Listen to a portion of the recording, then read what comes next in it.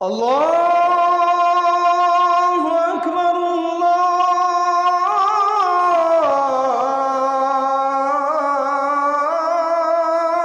আকবার। আব্দুর রহিমের বক্তব্যের উপরে একটা কথা বলে আমাদের আলোচনা শুরু করি। তা হচ্ছে এই যে আসলেই মসজিদ ভিত্তিক কোরআন শিক্ষার ব্যবস্থা করতে হবে, জরুরি। আমি জামিয়া সালাফিয়া ডাঙ্গিপাড়ার মাঠে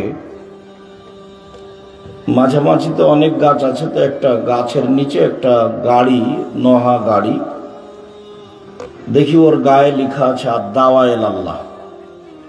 তো কয়েকদিন যাবৎ মসজিদে যাই, ওই লেখাটার দিকে চোখ পড়ে। আমি একদিন বললাম আব্বু, আব্দুল্লাহকে বললাম, আব্বু ওই গাড়ির গায়ে লেখা আছে আদ-দাওয়া ইলাল্লাহ, এটা কি? তো আমাকে বলছে যে আব্বু, আপনাকে তো আমি বহুদিন বক্তব্য দিতে দেখলাম, আর আমিও পৃথিবীর বিভিন্ন দেশ ঘুরে দেখলাম, তাতে বুঝলাম যে কোরআন শিক্ষা এবং আকীদা সংশোধন দুটার সমন্বয়ে দাসত্ব থেকে বাঁচা যেতে পারে। আমরা ইহুদি খ্রিস্টানের দাস নই, এইটা প্রমাণ করতে হলে এই পথে যেতে হবে। তো সারা দেশ জুড়ে মক্তব চালু করতে হবে, দাওয়াতি কার্যক্রম এবং কোরআন শিক্ষা ও শিক্ষা কার্যক্রম লক্ষ্যে, যার কারণে এই গাড়িটা এবং এই পদক্ষেপ নেওয়া হয়েছে। তো বললাম, তো খুব ভালো কথা আব্বু, জাতিরকে আগে দাস মুক্ত হতে হবে। দেখি কোরআন মাজিদটা।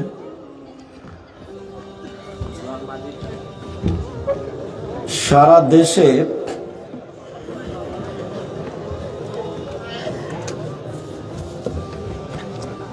জামিয়া সালাফের একটি বড় শাখা, জামিয়া সালাফের একটি বড় শাখা হলো আদ-দাওয়া ইলাল্লাহ।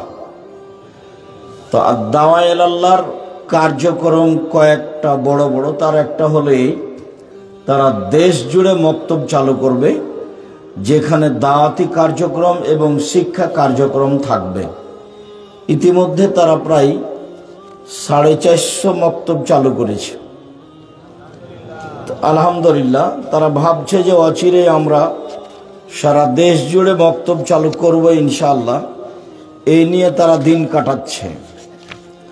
জামিয়া সালাফের এই কাজগুলি যেন আল্লাহ বহাল রাখেন, এই ব্যাপারে আপনারা অবশ্যই দোয়া করবেন। জামিয়া সালাফিয়া বাংলাদেশে ভালো মানের একটি প্রতিষ্ঠান, যেটা আমি বিভিন্ন সময় বলে থাকি। বাংলাদেশের সর্ববৃহৎ প্রতিষ্ঠান জামিয়া সালাফিয়া, শিক্ষা গুণে, শিক্ষা মানে, শিক্ষক সংখ্যায়, শিক্ষক গুণে। বাংলাদেশে জামিয়া সালাফের আয়তন অনেক বড়, যেটা রাজশাহীতে সেটা প্রায় 40 বিঘার উপরে, যেটা রূপগঞ্জ নারায়ণগঞ্জ সেটা এখন প্রায় 100 বিঘার উপরে, যেটা জামিয়া সালাফিয়া মহিলা শাখা রাজশাহীতে তৈরি হতে যাচ্ছে সেটা প্রায় 60 থেকে 70 বিঘা জমির উপরে, যেটা আপনার দিনাজপুরে রয়েছে সেটা প্রায় 20 বিঘা জমির উপরে।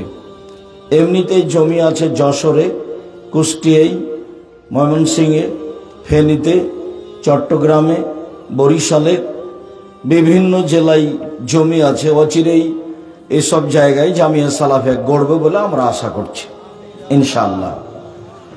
জামিয়া সালাফিয়া দেশের সর্ববৃহৎ প্রতিষ্ঠান, শিরক মুক্ত প্রতিষ্ঠান জামিয়া সালাফিয়া, বিদাত মুক্ত প্রতিষ্ঠান জামিয়া সালাফিয়া, দল মুক্ত প্রতিষ্ঠান জামিয়া সালাফিয়া, সংগঠন মুক্ত প্রতিষ্ঠান জামিয়া সালাফিয়া, হিংসা মুক্ত প্রতিষ্ঠান জামিয়া সালাফিয়া, দেশের সর্ববৃহৎ শিক্ষা মানে, শিক্ষক গণে, শিক্ষক সংখ্যায়, ছাত্রছাত্রী সংখ্যায় বড় প্রতিষ্ঠান জামিয়া সালাফিয়া।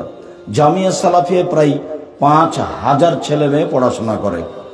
জামিয়া সালাফিয়ায় শিক্ষক শিক্ষিকা রয়েছেন প্রায় 300 জন, যাদের প্রতি মাসে আপাতত বেতন লাগে 32 লক্ষ।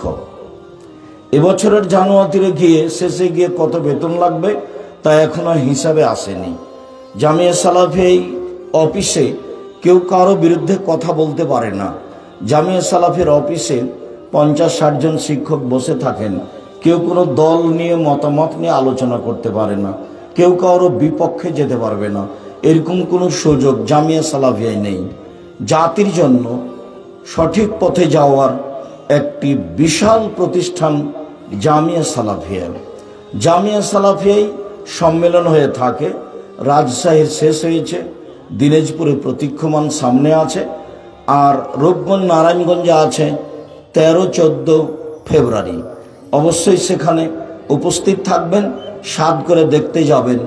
সেখানে আপনার ঢাকা শহরের জন্য, পূর্বাচলের জন্য একটা মসজিদ তৈরি হচ্ছে, যার উত্তর দক্ষিণ 300 ফুট, পূর্ব পশ্চিম 100-200 ফুট, যাতে প্রায় 7 থেকে 10 হাজার মানুষ একসাথে সালাত আদায় করতে পারবে। যার 3 ভাগের 1 ভাগে পাইলিং খরচ আছে প্রায় 2 কোটি টাকা, আর মেঝে ঢালাই আছে প্রায় 2 কোটি টাকা। জমি কিনা আছে। জমি হচ্ছে মসজিদের জন্য 200 শতক, 2 একর। জামিয়া সালাফিয়া সঠিক আকীদার লোকের নিজস্ব সম্পত্তি। তারা অবশ্যই সময়ে সময়ে দেখতে যাবে বলে আমরা আশা করি। আমি যে কথা পরে বলতাম সে কথা এখনই বলে রাখছি, সেটা হলো এই, মনে কিছু সংকীর্ণতা না রেখে মনটা খুলে আল্লাহর কাছে দোয়া করবেন, আল্লাহ তুমি জামিয়া সালাফিয়া কবুল করো।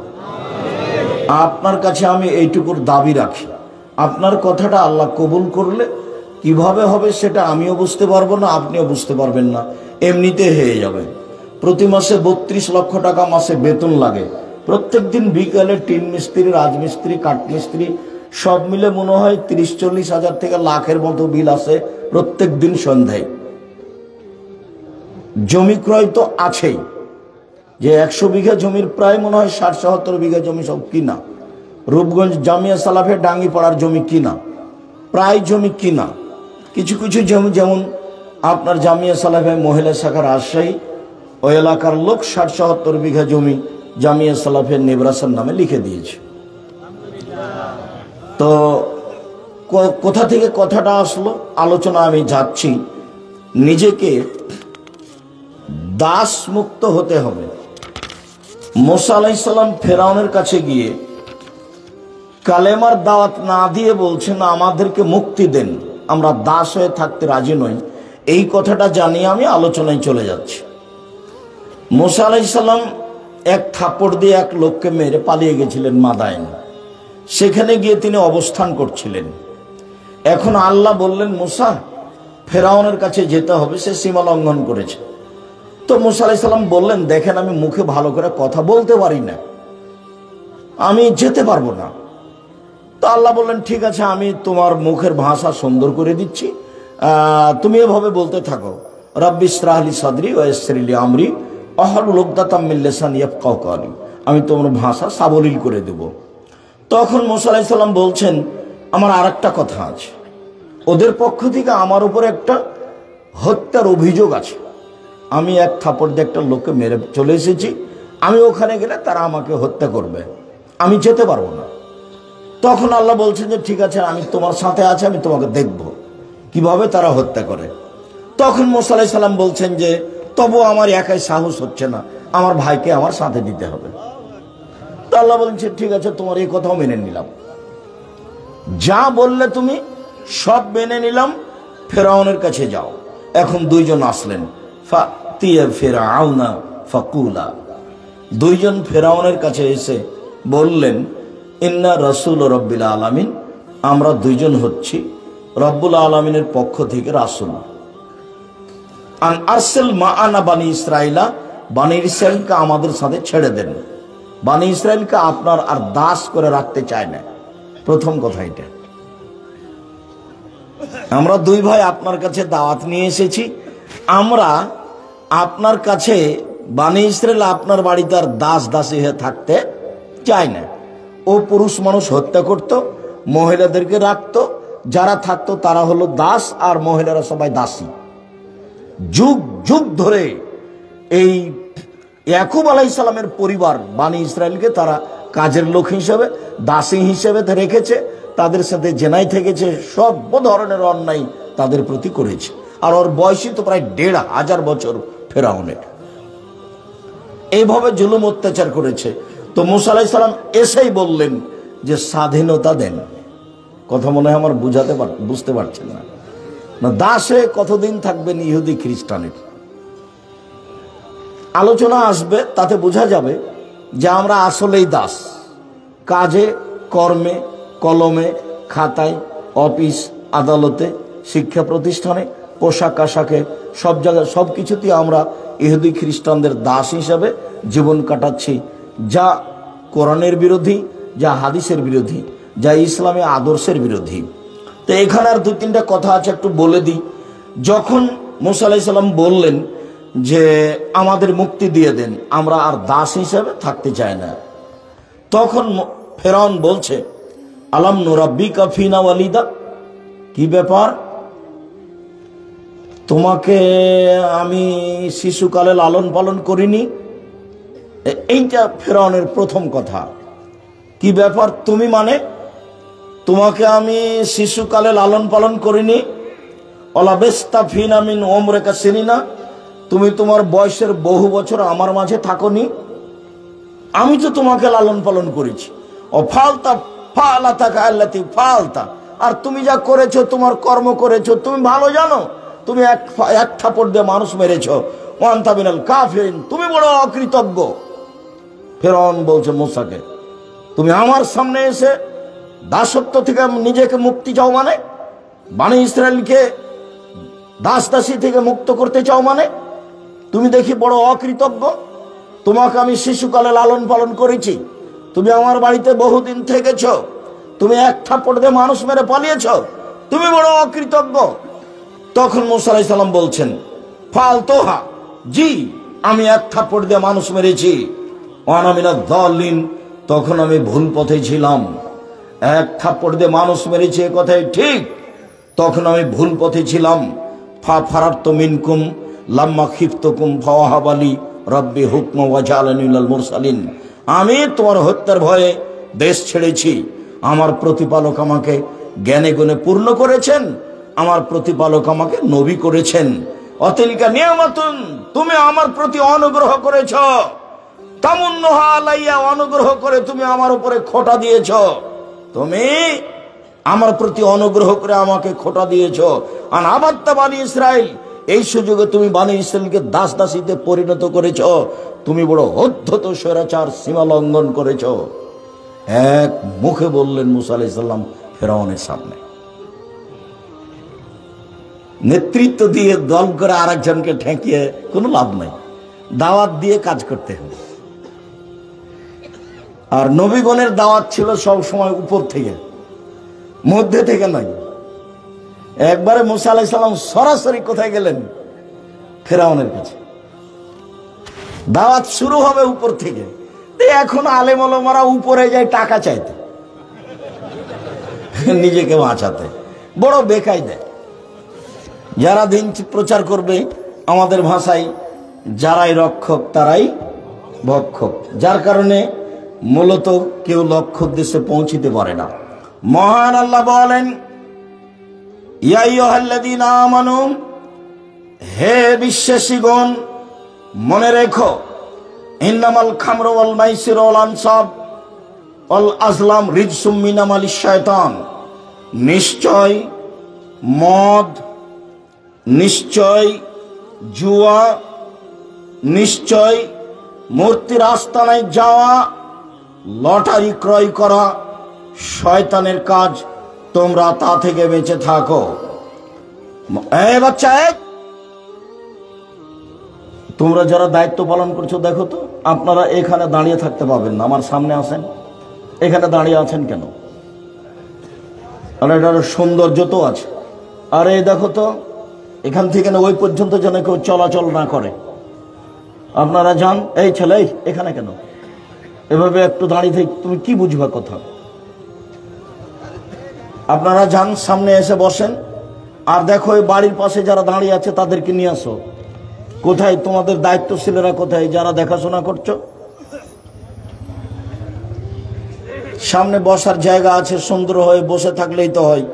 আর আল্লাহ রসুল যখন কথা বলতেন তখন সাহাবীগণকে বসতে বলতেন, আর সাহাবীগণকে প্রস্তুত করতেন কথা শোনানোর জন্য।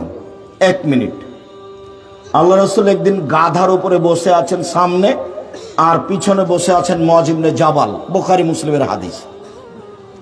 তো গাধা ছোট প্রাণী, আল্লাহ রাসূল আর মুআযের মধ্যে কোনো ফাঁকা নাই, পাশাপাশি বসে আছেন গাধার উপরে। গাধা ছোট প্রাণী। এখন আল্লাহ রাসূল বলছেন মুআয, তখন মুআয ইবনে জাবাল বলছেন লাব্বাইক সাদাইক, জি প্রস্তুত, বলেন। আল্লাহ রাসূল বলছেন মুআয, তো মুআয ইবনে জাবাল বলছেন লাব্বাইক সাদাইক, জি প্রস্তুত, বলেন। আল্লাহ রাসূল বলছেন মুআয, তো মুআয ইবনে জাবাল বলছেন লাব্বাইক সাদাইক, জি প্রস্তুত, বলেন। বললেই তো হয়, কই তো আল্লাহ রাসূল বলছেন না তো। মানে আল্লাহ রাসূল যেই কথা বলবেন সেটা যেন ছুটে না যায়, ভুল যেন না হয়, তাই প্রস্তুত করছেন, পাশেই তো বসে আছে। আর তারা এত সতর্ক, তারা এত সতর্ক যে একেবারে মনোযোগ সহকারে তার মুখের কথা শুনতেন, আমলে বাস্তবায়ন করতেন। সালাত শুরু করেছেন আল্লাহর নবী জুতা পায়ে দিয়ে, তো জুতাতে ময়লা ছিল। তো জিবরাইল এসে বললেন আল্লাহর নবীকে যে জুতা খুলে দেন, জুতাতে ময়লা আছে। তো জুতা খুলে দিয়েছেন। এখন সালাত থেকে সালাম ফিরার পরে দেখছেন সাহাবীগণ জুতা খুলে দিয়েছেন। তা আল্লাহ রাসূল বলছেন কি ব্যাপার, তোমরা জুতা খুললে কেন? বলে আপনাকে দেখলাম। আল্লাহ রাসূল বলছেন শোনো, জিবরাইল আমাকে এসে বললেন যে আপনার জুতাতে ময়লা আছে, তা আমি খুলে দিয়েছি। তো তোমরা খুললে কেন? তোমাদের খোলা লাগবে না। আমি আবার এই হাদিসটা পেশ করে, এটাও বুখারী মুসলিমের হাদিস, ওই জায়গায় যে সাহাবীগণ রাসূলের অনুসরণে কত সচেতন সতর্ক ছিলেন, যে জুতা খোলার সাথে সাথে নিজে জুতা খুলে দিলেন, বলার অপেক্ষা করলেন না।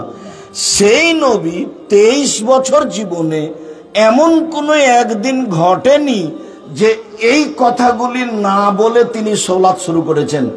কথা সোজা করুন, প্রাচীরের মতো হয়ে দাঁড়ান, ফাঁকা বন্ধ করুন, আগে পিছিয়ে হবেন না। ওই যে দেখছি ছাগলের বাচ্চার মতো শয়তান প্রবেশ করছে। মান সাদ্দা ফুরজাতান বানাল্লাহু লাহু বাইতান ফিল জান্নাহ, কেউ যদি দুইজনের ফাঁকা বন্ধ করে আল্লাহ তার জন্য জান্নাতে ঘর নির্মাণ করবেন। এইভাবে বলে কয়েকবার বলে 1-2 মিনিট পরে তিনি সালাত শুরু করতেন।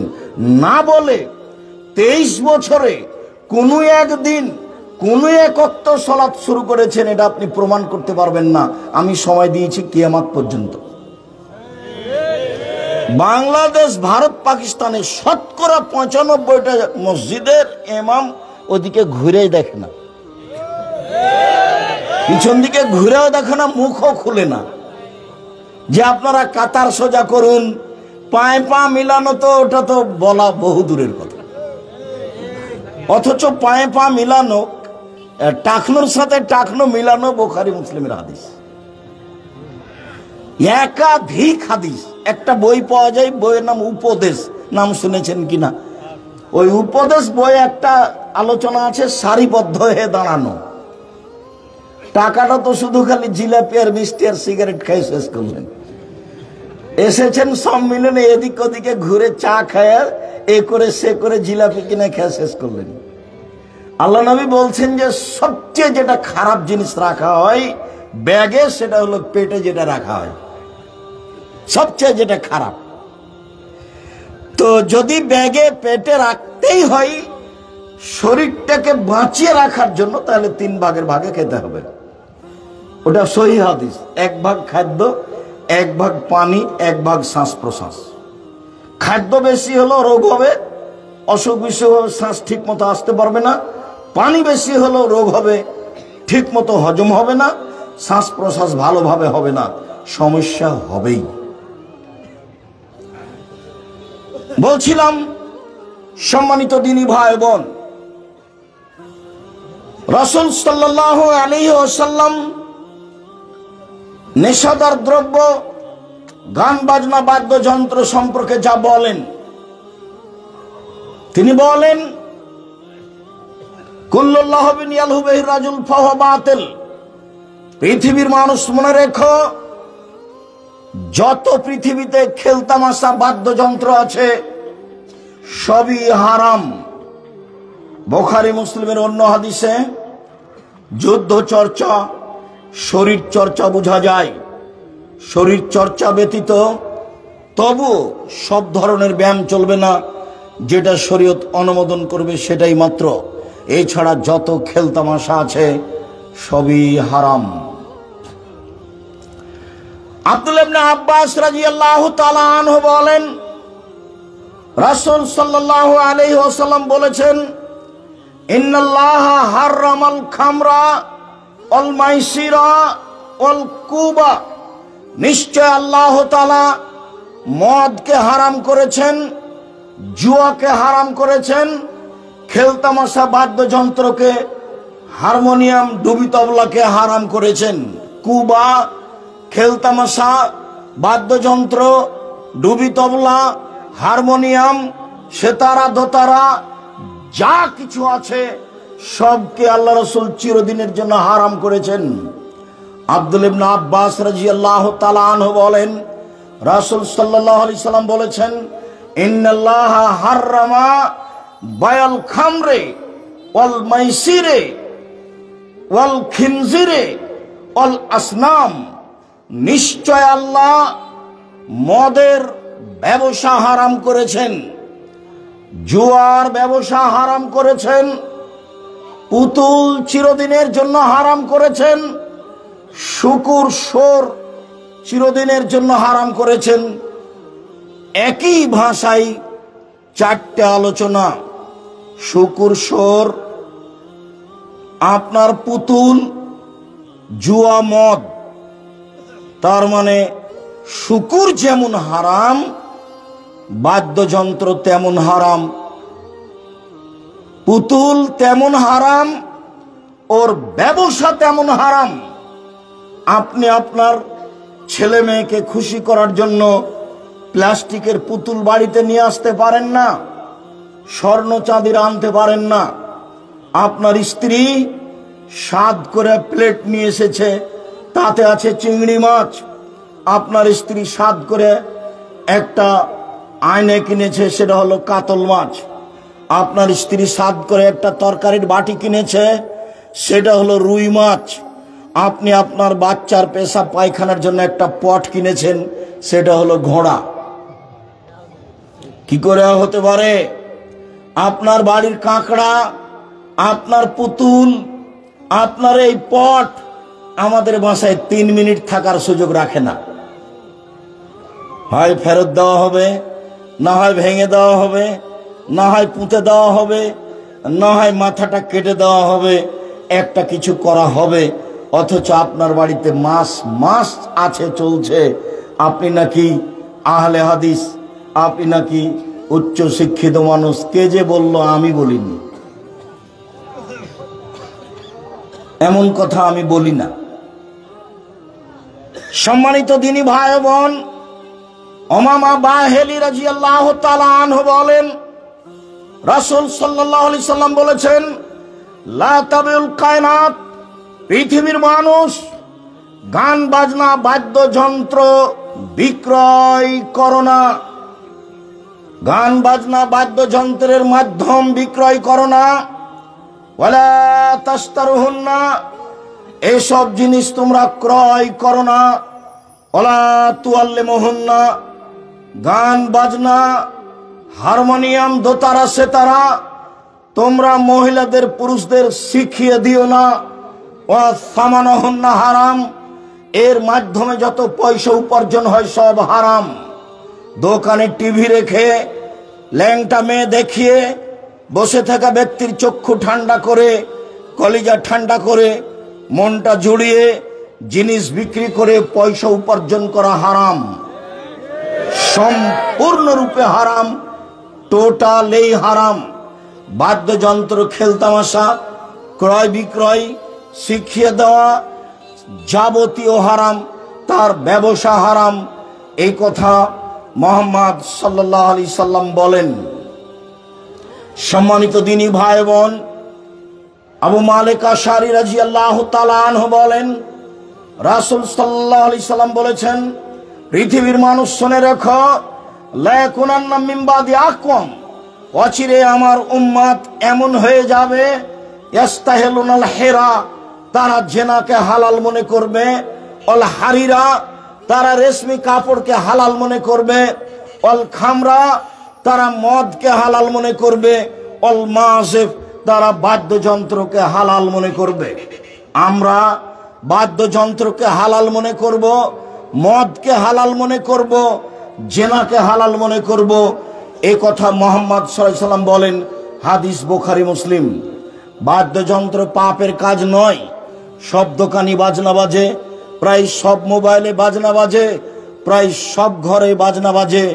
এইগুলো আর মানুষের কাছে পাপের কাজ নয়, অথচ এসব কাজ ছিল এক সময় হিন্দুর। সম্মানিত দিনী ভাই বোন, আবু মালিক আশআরী রাদিয়াল্লাহু তাআলা আনহু বলেন, রাসূল সাল্লাল্লাহু আলাইহি ওয়াসাল্লাম বলেছেন, লা ইয়াশরাবান্না নাসুন মিন উম্মতি ওয়া ইয়াশমুনাহা বিগাইরি ইসমিহা। পৃথিবীর মানুষ শুনে রেখো, আমার উম্মত মদ খাবে, নাম দিবে অন্য। আমার উম্মত মদ খাবে, নাম দিবে অন্য। দীর্ঘ প্রায় 30 বছর থেকে বলে আসছি, আমি বলছি এটা হচ্ছে ঠান্ডা, পেপসি, কোকাকোলা, আরসি। যারা বলছে না এইটা নয় অন্য কিছু, আমি তাদেরকে বলেছি, বলেন সেটা কোনটা? আল্লাহর নবী তো বলছেন আমার উম্মত মদ খাবে, নাম দিবে অন্য।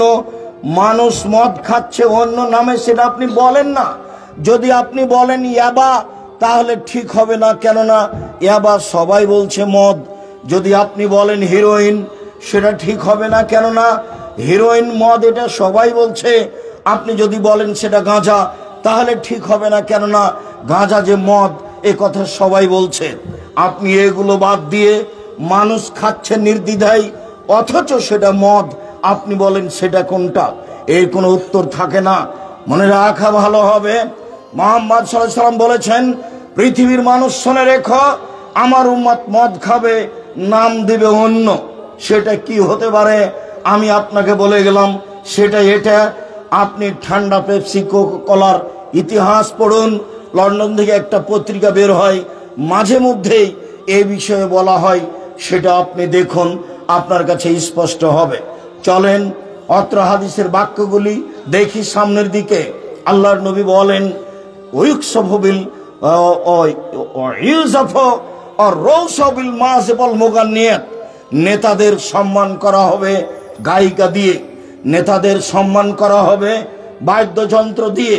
যারা বিত্তশালী, যারা শিল্পপতি, যারা সমাজের অর্থ সম্পদশালী বলে মানুষে জানবে, তাকে সম্মান করা হবে গায়িকা দিয়ে, নারী দিয়ে, ছাত্রী দিয়ে, বাদ্যযন্ত্র দিয়ে। এ কথা মুহাম্মদ সাল্লাল্লাহু আলাইহি সাল্লাম বলেন, হাদিস বুখারী মুসলিম। পরের অংশে অত্র হাদিসেই আল্লাহ নবী বলেন, ওয়ায়াকসুবহুমুল্লাহু আল আরদা, আল্লাহ এদেরকে মাটিতে ধসিয়ে দিবেন, এদের উপরে হবে ভূমিকম্প, এরা মাটির নিচে চলে যাবে। এরপর আল্লাহ রাসূল বলছেন, ওয়ায়াজলু মিনহুমুল কিরদাতুল খানাজির, আল্লাহ ওদের করে দিবেন সুর, আল্লাহ ওদের করে দিবেন বানর, আল্লাহ ওদের করে দিবেন শুকুর, আল্লাহ ওদের করে দিবেন বানর। স্বাভাবিক কথা নয়। সম্মানিত দিনী ভাই বোন, এমন কোনো পাপ নাই পৃথিবীতে যেই পাপ করলে ফলাফলে মানুষ সুর হয়ে যাবে। পাপ করলে জাহান্নাম যেতে পারে, জেনা করে তওবা না করলে জাহান্নামে যাবে, চুরি করে তওবা না করলে জাহান্নামে যাবে, মানুষকে হত্যা করে তওবা না করলে জাহান্নামে যাবে, সুদ খেয়ে ঘুষ দিয়ে তওবা না করলে জাহান্নামে যাবে। বড় বড় পাপ জাহান্নামে যাবে, কিন্তু বিনিময়ে শুকুর সুর হয়ে যাবে, বানর হয়ে যাবে। এই কথা মুহাম্মদ সাল্লাল্লাহু আলাইহি সাল্লাম বলেননি। যারা গান বাজনা, বাদ্যযন্ত্র, খেলতামশা, মদে লিপ্ত, তারা সন্ধ্যায় থাকবে মানুষ, সকালে হবে শুকুর। তারা সন্ধ্যায় থাকবে মানুষ, সকালে হবে বানর। তারা সন্ধ্যায় থাকবে মানুষ, সকালে হবে সুর। তারা সন্ধ্যায় থাকবে মানুষ, সকালে হবে বানর। এই কথা মুহাম্মদ সাল্লাল্লাহু আলাইহি ওয়াসাল্লাম বলেন, হাদিস বুখারী মুসলিম। আব্দুল ইবনে আব্বাস রাদিয়াল্লাহু তাআলা আনহু বলেন, রাসূল সাল্লাল্লাহু আলাইহি সাল্লাম বলেছেন, লা ইউবাইয়াতান্না কওমুন আলা তামিন ওয়া শারাবিন ওয়া লাহাবিন ফায়াসবাহু কাদ মাসাকু কিরদাতান ওয়া খানাজির। আমার উম্মত রাত অতিবাহিত করবে মদ নিয়ে, গায়িকা নিয়ে, বাদ্যযন্ত্র নিয়ে। সকাল করবে, তখন তারা হয়ে যাবে বানর, তখন তারা হয়ে যাবে শোর।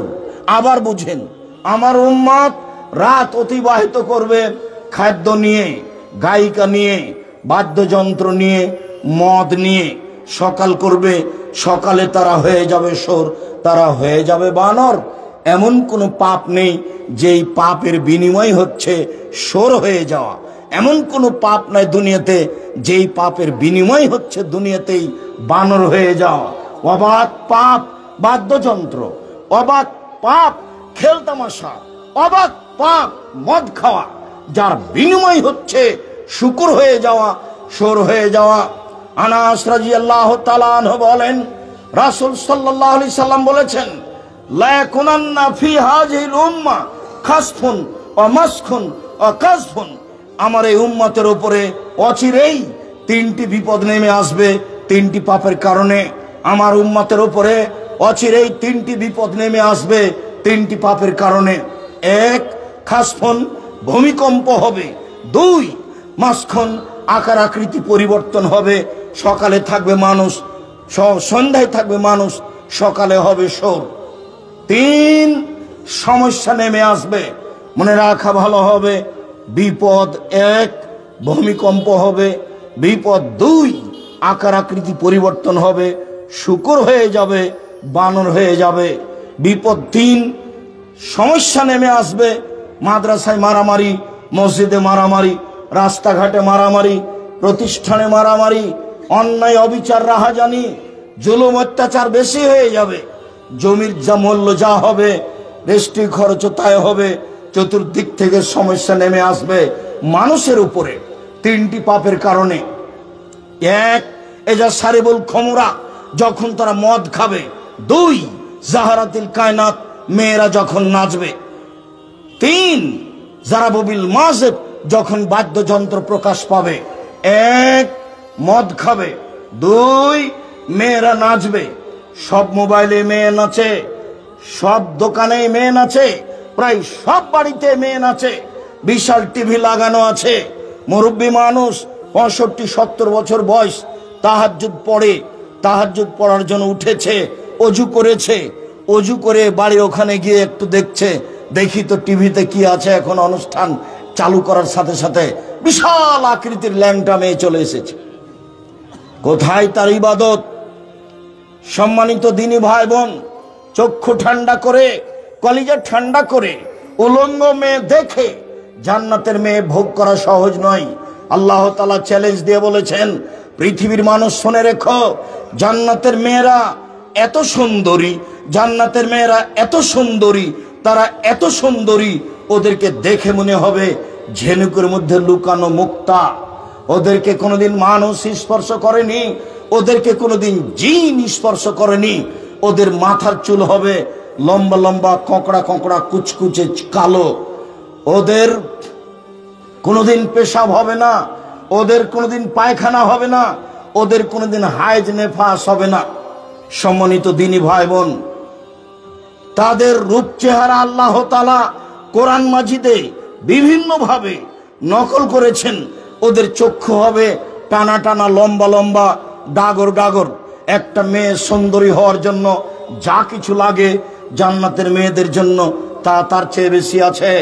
তাই তো আব্দুল্লাহ ইবনে আব্বাস বলেন, আল্লাহর নবী বলেছেন, ইয়া ইবাদিয়াস সালিহিনা, আল্লাহ তাআলা বলেন হাদিসে কুদসি, হে আমার দাস দাসী পুরুষ নারী, মনে রেখো আমি তোমাদের জন্য জান্নাতে এমন কিছু রেখেছি, নারী হিসাবে, খাদ্য হিসাবে, শুয়ে থাকার জন্য, খাওয়ার জন্য ফলমূল, এমন কিছু করেছি মানুষের চোখ কোনোদিন দেখেনি, এমন কিছু করেছি মানুষের কান কোনোদিন শোনেনি, এমন কিছু করেছি মানুষের অন্তর কোনোদিন ভাবেনি। খাওয়ার ব্যবস্থা এত উন্নত মানের হতে পারে, থাকার ব্যবস্থা এত উন্নত মানের হতে পারে, নারী এত সুন্দরী হতে পারে, যতবার স্ত্রীর মুখের দিকে তাকিয়ে দেখবে ততবার তার রূপ চেহারা পরিবর্তন হবে। এই কথা মুহাম্মদ সাল্লাল্লাহু আলাইহি সাল্লাম বলেছেন। মানুষ দেখেছে আগ্রার তাজমহল, মানুষ এই চোখে দেখেছে আপনার কলিকাতার ঝুলন্ত ব্রিজ, মানুষ এই চোখে দেখেছে আপনার ওই ইরাকের ব্যাবিলনের ঘন্টা, মানুষ দেখছে এই চোখে মোবাইল, আরো কিছু দেখবে। এরপরে যা কিছু দেখছে জান্নাত তার চেয়ে ভিন্ন। মানুষ শুনেছে দুই কানে দৈত্যরাজের কাহিনী, এরপরেও জান্নাত এর চেয়ে ভিন্ন, যেটা মানুষ কোনোদিন শোনেনি। এরপরেও মানুষের অন্তরে অনেক কিছু ভাবে। পাখা থাকলে উড়ে যেতাম আকাশে, মদিনায় যেতাম। মানুষ অনেক কিছু ভাবে। আল্লাহর নবী বলছেন, হাদিস বুখারী মুসলিম, জান্নাত এমন কিছু যেটা মানুষের অন্তর ভাবতে পারে না। রং মাখানো পতিতালয়ের মেয়েকে দেখে চক্ষু ঠান্ডা করে জান্নাত কিনবেন, এই হিসাব বাতিল। এই হিসাব যেন মনে না থাকে। সম্মানিত দিনী ভাই বোন, বলছিলাম মানুষ হয়ে যাবে বানর, মানুষ হয়ে যাবে শুকুর। এখানে একটু কথা বলে থাকি, কেন আল্লাহর নবী বললেন না তারা হয়ে যাবে সাপ ব্যাং, তারা হয়ে যাবে কুকুর শ্রীগাল? এই কথা বললেন না কেন? বললেন কেন শুকুর? বললেন কেন বানর? মনে রাখবেন, পৃথিবীতে একটা প্রাণী আছে, সেটা বানর, যা সবচেয়ে বেশি অনুকরণ করতে পারে। মানুষ কিভাবে চলে, মানুষ কিভাবে হাঁটে, মানুষ কিভাবে খায়, মহিলারা কিভাবে শাড়ি পরে, কিভাবে নগ্ন হয়ে চলে, এটা বানর দেখাতে পারে। পৃথিবীতে সবচেয়ে বেশি অনুকরণীয় প্রাণী হচ্ছে বানর। যখন মানুষ ইহুদি খ্রিস্টানদের অনুসরণ করবে, অনুকরণ করবে, তখন আল্লাহ এদের করে দিবেন বানর।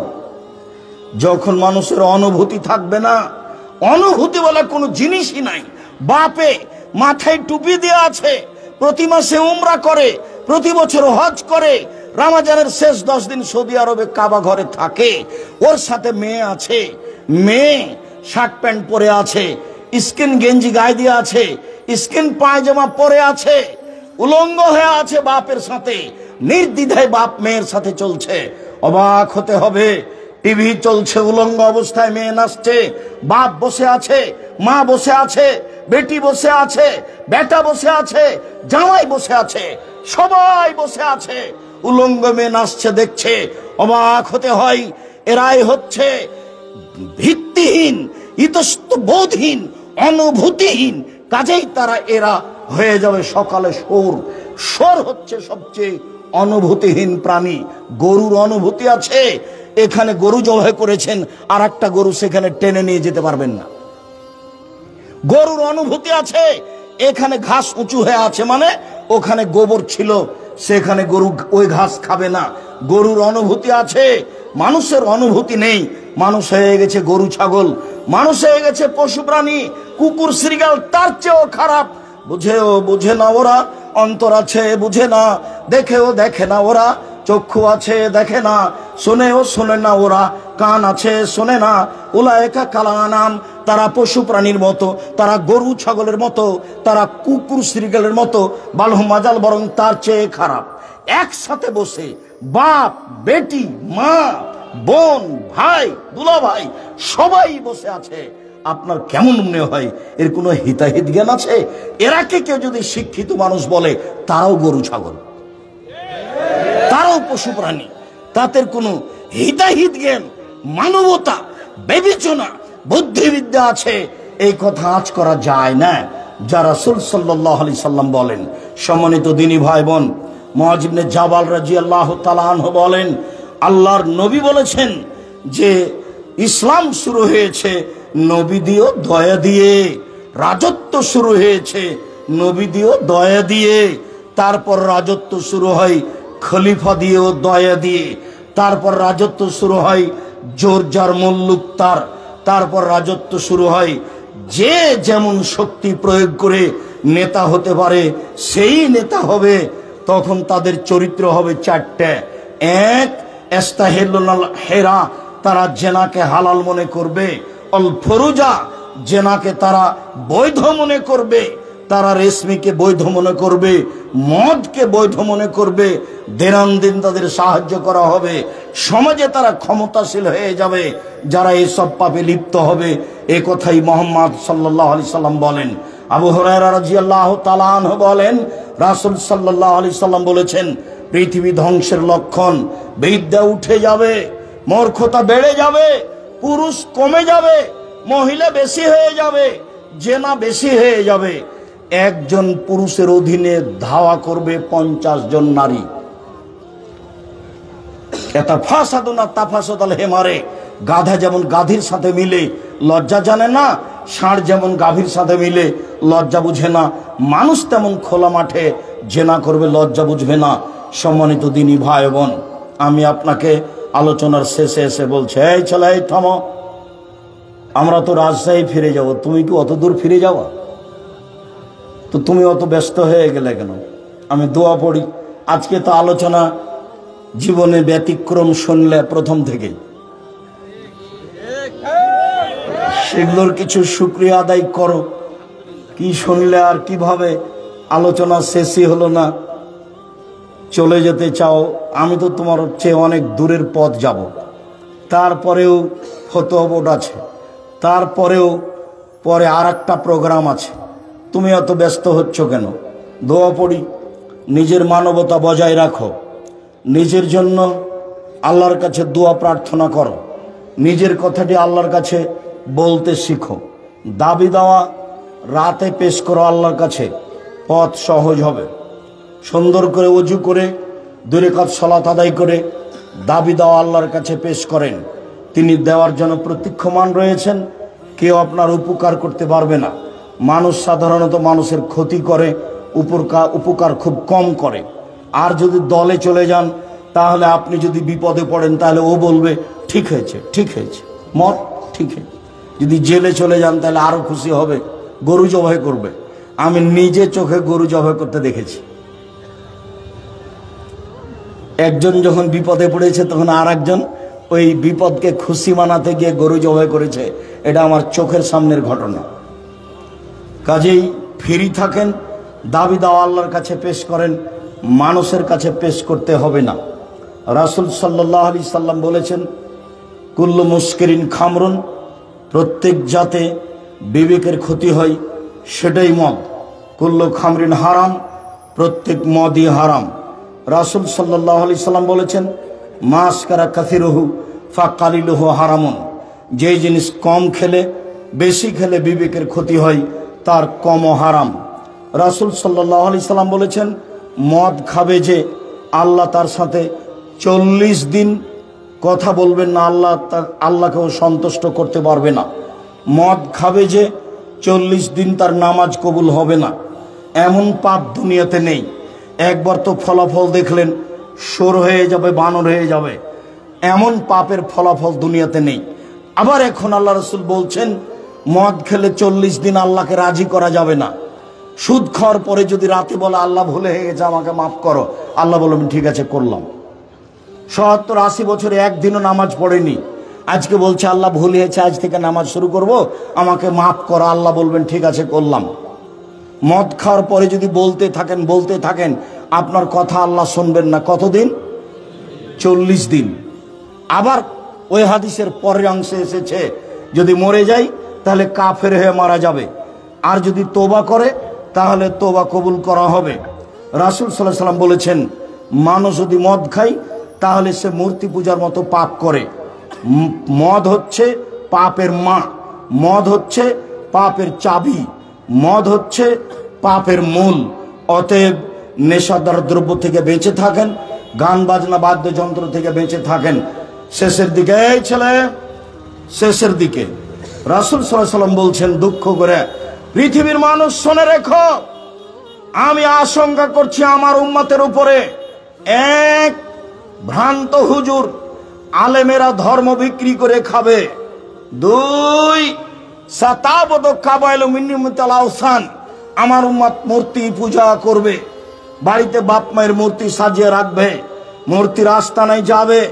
3 সাতালতাহেক কাবাইল মিন্নিমাতিল মুশরিকিন, আমার উম্মত হিন্দুদের সাথে মিশে যাবে। বিবাহতে গান বাজনা কাদের বাড়িতে হতো? হিন্দুর বাড়িতে হতো। এখন মুসলমানের বাড়িতে দিন রাত চলছে। আল্লাহর নবী বলছেন, আফসোস করে আমার উম্মত হিন্দুদের সাথে মিশে যাবে।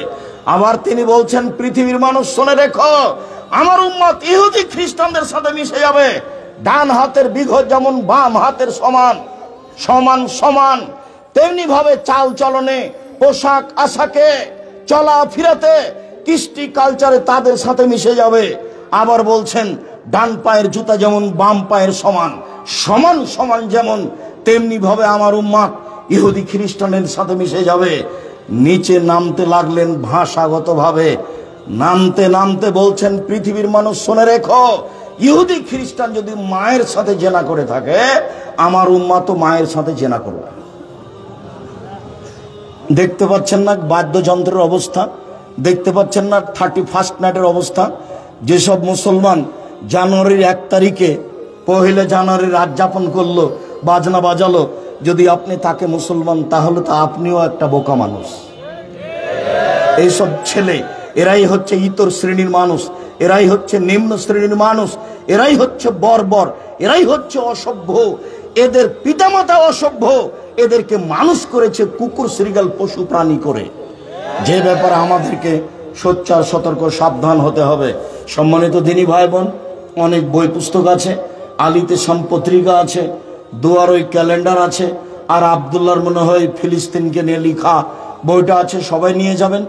আর আল ইতেসাম পত্রিকা নিয়ে যাবেন, 50টা প্রশ্নের উত্তর আছে। আল ইতেসাম পত্রিকা এখন সম্পাদকীয় আবদুল্লাহ লিখে, আলহামদুলিল্লাহ ব্যতিক্রম সম্পাদকীয় দেখতে পাবেন।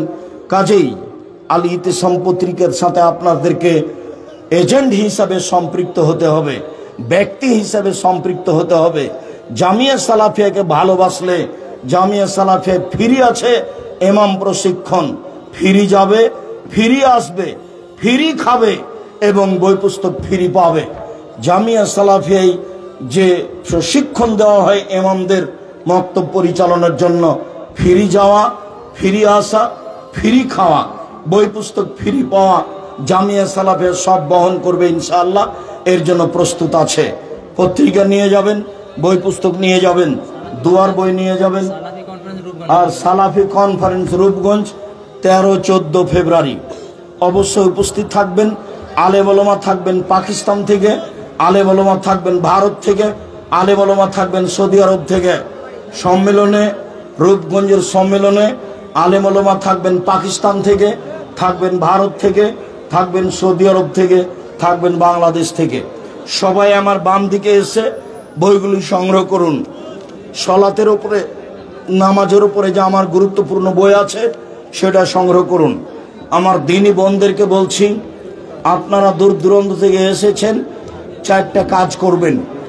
1, 5 ওয়াক্ত সালাত, 2, রমজানের সিয়াম, 3, স্বামীকে মেনে চলা, 4, জেনায় লিপ্ত না হওয়া।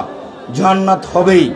স্বামী তিতা লাগুক আর মিঠা লাগুক, স্বামীকে মেনেই চলবেন, আপনার স্বামীর মুখ খারাপ হলেও। এবং বই পুস্তকগুলি নিয়ে যাবেন। আমার দিনী ভাই বোন সকলকেই বইগুলি রাজশাহী থেকে নিয়ে আসা হয়েছে। আপনার কাছে যেন এটা ভারী না মনে হয়, আপনি এগুলো 2টা হোক 5টা হোক সবটাই হোক নিয়ে যাবেন। বিশেষভাবে আবদুল্লাহর মিন্নাতুল বারী বুখারীর ব্যতিক্রম ব্যাখ্যা, আমি কয়েকটা প্রশ্নের উত্তর দিই, আর বইগুলি সংগ্রহ করুন। আবদুল্লাহর বুখারীর ব্যাখ্যা মিন্নাতুল বারী 2য় খণ্ড বের হয়েছে। ফিলিস্তিন নিয়ে বইটা বের হয়েছে। সজলের সাথে যে তর্ক হয়েছিল যে হাদিস মানা যাবে না, সেটা নিয়ে বইটা বের হয়েছে।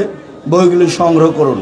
আমি জিজ্ঞাসার উত্তর দিই, রাগ করে হোক অথবা ঠান্ডা মাথায় হোক, যদি কেউ একসাথে স্ত্রীকে 3 তালাক দেয়, তাহলে সে তালাক গ্রহণযোগ্য হবে? জি না, 1 তালাক হবে। রাগ করে দিলেও হবে, ঠান্ডা মাথায় দিলেও হবে। 1 বৈঠকে 3 তালাক দিল 1 তালাক, 1000 তালাক দিল 1 তালাক। 1 বৈঠকে 1 তালাকই হবে, 1 বৈঠকে 3 তালাকের কোনো পথ ঘাট নেই।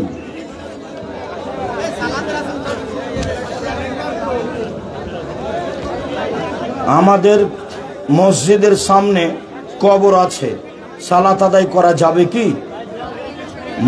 সালাতের সামনে, কবরের উপরে, কবরের সামনে, কবরের পাশে সালাত আদায় করা যাবে না। 3টেই নিষেধ। কবর পাশে থাকলে হবে না, কবর সামনে থাকলে হবে না, কবর নিচে থাকলে